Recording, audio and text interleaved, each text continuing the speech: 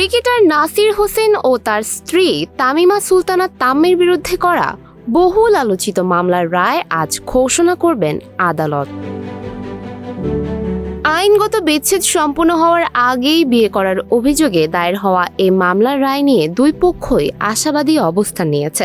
আজ ঢাকার additional chief metropolitan magistrate জসিতা ইসলাম মামলার রায় ঘোষণা করবেন। বাদী পক্ষের আইনজীবী ইসরাত হাসান দাবি করেছেন, মামলায় আনা অভিযোগ সাক্ষ্য প্রমাণের মাধ্যমে প্রতিষ্ঠা করতে সক্ষম হয়েছেন তারা। তিনি বলেন, আমরা চাই আসামিদের শাস্তির মাধ্যমে ন্যায় বিচার প্রতিষ্ঠিত হোক। আদালতের ওপর আস্থা রেখেই মামলা করা হয়েছিল। 10 জন সাক্ষীর সাক্ষ্যের মাধ্যমে অভিযোগ প্রমাণ করা সম্ভব হয়েছে। অন্যদিকে আসামি পক্ষের আইনজীবী আজিজুর রহমান দুলু বলেন, মামলার যুক্তিতর্কে আসামিদের নির্দোষতার বিষয়টি তুলে ধরা হয়েছে। তার প্রত্যাশা, আদালত নাসির হোসেন ও তামিমা সুলতানাকে খালাস দেবেন।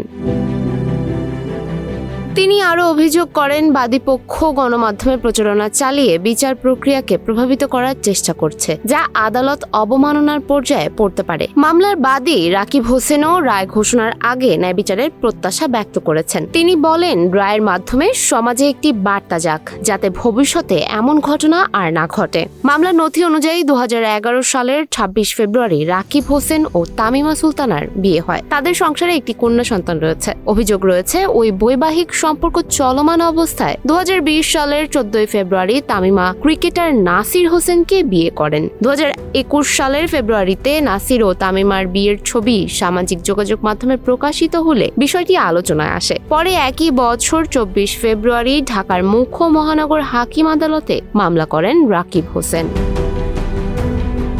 সুমায়া হক তন্নি, নিউজ ফ্ল্যাশ 71।